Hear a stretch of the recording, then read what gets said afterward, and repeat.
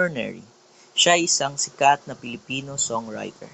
Pinagkakaguluhan ng ibang kababaihan dahil sa malamig at nakakahimlay niyang boses.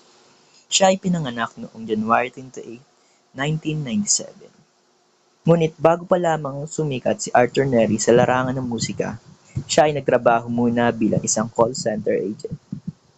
Ngunit nitong 2018, napagdesisyonan niya na mag-resign at gumawa o makipagsapalaran sa larangan ng musika. At dito niya na nga nagawa ang una niyang kanta na may title na Live Puzzle.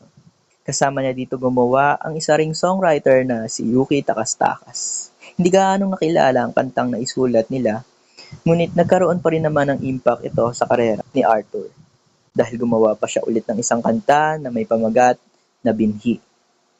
At nitong 2019, siya ay nag-sign ng deal sa Viva Record upang ma-release ang kauna-unahan niyang album na Better's Never Seen.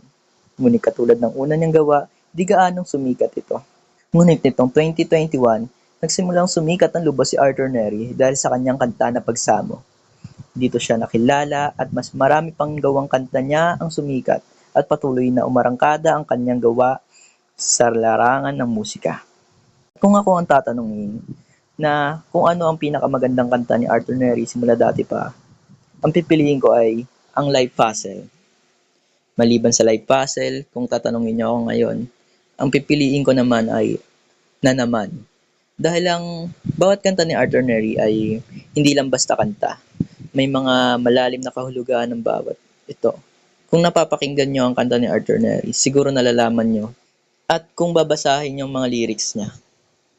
At dito na nga po nagtatapos ang maikling pagpapakilala ko kay Arthur Neri. Siya po ay isang mabait at mapagbirong tao.